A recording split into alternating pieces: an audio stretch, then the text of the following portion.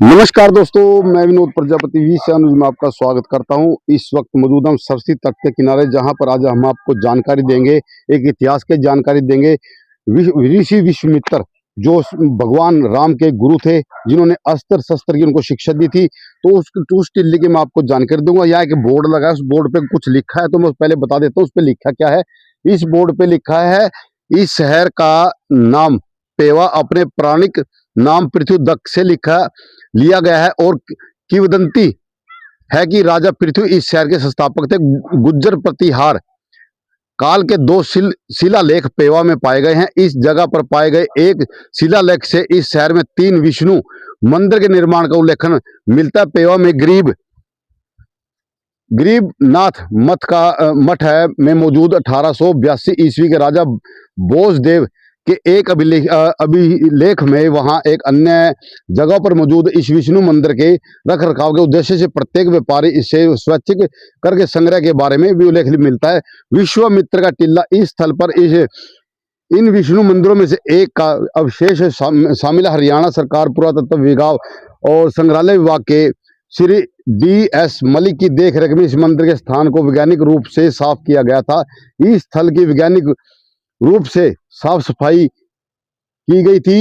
यहाँ रामायण महाभारत के दृश्य को प्रदर्शित करने वाले सुंदर पत्थर की मूर्तियां मिली हैं, और जो इस तरह की पहली खोज है, जिसके लिए यहाँ पर साफ सफाई रखी हुई है, और सरकार द्वारा इसको अपने दिन ले लिया गया है।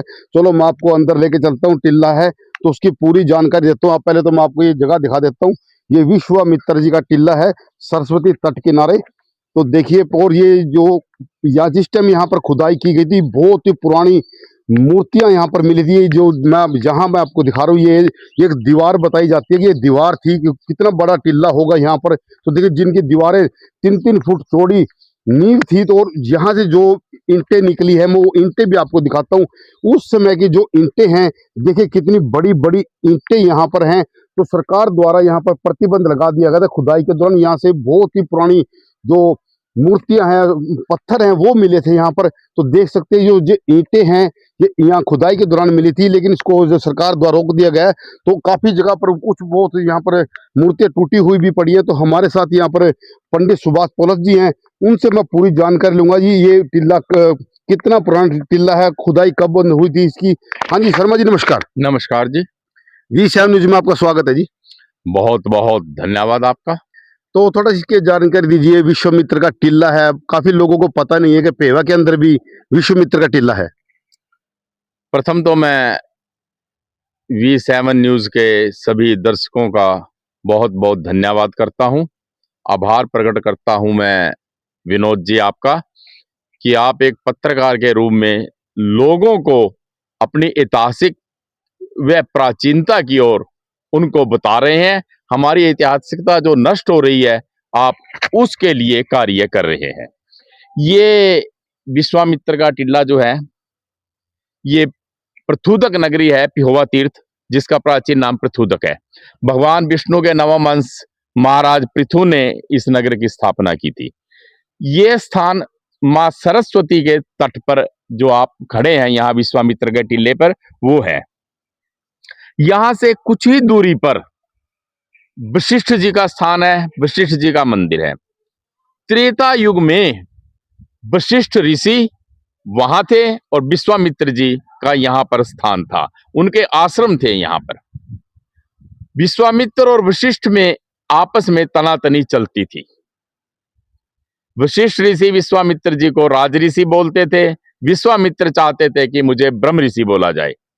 विश्वामित्र अपने साथ हथियार रखते थे, तीर कमान तलवार वगैरह अपने साथ रखते थे।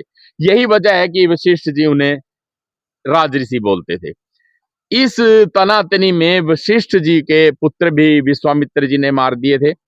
एक बार सायं के समय सरस्वती नदी को सरस्वती को बुलाया तथा उसको ये विशिष्ट को बहाकर लाने के लिए आदेश दिया विश्वामित्र जी ने।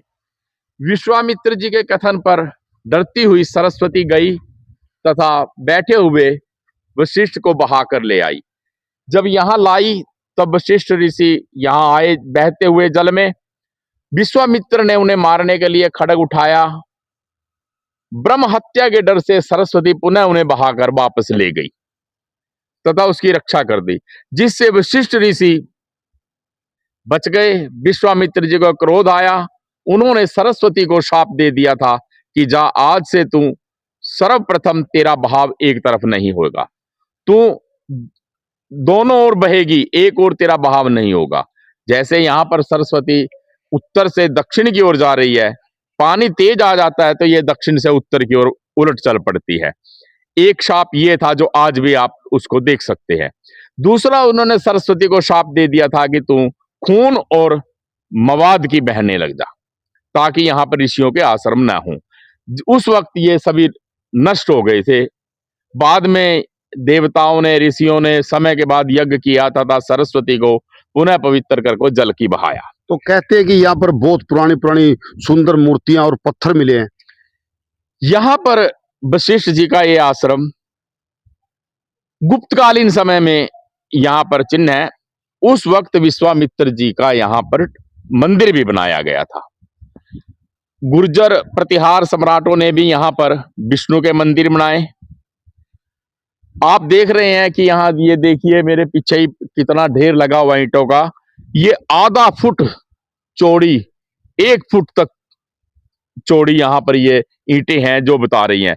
नीचे नींवें हैं, नींव कम से कम 6-7 फुट चौड़ी नींव है। ये जैसे कि प्राचीन कोई किला हो या कोई प्राचीन कोई ऐसा महल इसमें दबा हुआ हो, कोई ऐसी है। तो यहां पर ये प्राचीन है। ये स्थान को अनेक बार इसकी पुरातत्व विभाग ने खुदाई की और यहां से पुरानी चीजें मिली हैं। यहां पर लगभग 20 मूर्तियां मिली थी जो राम, कृष्ण या भगवान विष्णु से संबंधित थी। बहुत मूर्तियां थी जो आज भी कपड़े में पैक हुई एक और धूल चाट रही हैं। ना उसने पुरातत्व विभाग ने कहीं ऐसी जगह लगाया, ना उसे कहीं रखा, और इस जमीन को लेकर भी वाद विवाद चलता रहा है जो कि अनेक केस कोर्टों में विचाराधीन है। ये हम बात कर रहे हैं विश्वामित्र जी के इस स्थान की। विश्वामित्र जी का यह स्थान जो है ना बहुत पुराना है। ये सरस्वती नदी के तट पर है। एक और वशिष्ठ ऋषि का आश्रम, एक और विश्वामित्र का आश्रम। हालांकि अनेक पुराण इसको ही ये कहते हैं कि ये विश्वामित्र का स्थान है। कुछ पुराण एक प्रथोतक महत्व इसको नहीं स्वीकार करता, परंतु अधिकांश पुराण यही है कि ये विश्वामित्र का स्थान है। ये विश्वामित्र जी यहीं पर रहते थे। इसे पुराना टीला बताते थे, जिसकी खुदाई करके वास्तव में ही नीचे से बहुत कुछ निकला। आज भी यदि इसकी खुदाई की जाए तो इसके अंदर से अनेक ऐतिहासिक चीजें मिलेंगी, अनेक पौराणिक चीजें इसके गर्भ में आज भी बंद है। तो देखिए सुभाष पौलस जी ने कितनी सुंदर जानकारी दी और पूरी अच्छी तरह जानकारी दी। इसे जो है विश्वामित्र के टीले के बारे में देख सकते हैं, कितनी बड़ी बड़ी उस समय में ईंटें होती थी। तो ये देख सकते हैं आप, वो जो नींव है बहुत चौड़ी चौड़ी नींवें होती थी जो ये थी। ये देखिए अब आज के समय में तो एक ईंट से भी जो यहाँ ईंटें हैं तो 10 ईंटें बन जाएंगी। कुछ वहां पर मैं आपको दिखाऊंगा, कुछ मूर्तियां भी पड़ी हुई हैं। तो पहले बताया गया था कि मूर्तियां रखी हुई थी, लेकिन हाँ कुछ पुरानी मिल गई है हमें। तो मैं आपको थोड़ी मूर्ति भी दिखाऊंगा। ये देखिए, ये खंडित है मूर्तियां यहाँ, ये देखिए। तो ये देख सकते हैं आप, ये मूर्तियों को ढका गया है ईंटों से। ये देख सकते हैं पुरानी कलाकृति यहाँ पर जो की गई है। देखिए कितनी सुंदर यहाँ पर कलाकृति की गई है। और दूसरी तरफ भी जो कलाकृति जिन पत्थरों पे की गई थी वो पत्थर भी यहाँ पड़े। देखिए कितने पुराने हजारों वर्ष पुराने ये पत्थर यहाँ पर पड़े हैं, जिस पर कलाकृति कितनी सुंदर की गई थी। लेकिन ये आज ये जो है खंडर बन चुका है। तो देखिए वीडियो को ज्यादा से ज्यादा जरूर शेयर करें, लाइक करें, कमेंट करें। तो मैं फिर दिखाता हूँ। ये देख सकते हैं आप कितनी सुंदर सुंदर यहाँ पर उस समय में कलाकृति की हुई थी, ये देख सकते हैं आप। तो वीडियो को ज्यादा से ज्यादा शेयर करें, लाइक करें। तो आपको वीडियो कैसी लगी कमेंट में जरूर बताएं। मिलते हैं किसी और वीडियो के साथ। आप सभी का बहुत बहुत धन्यवाद।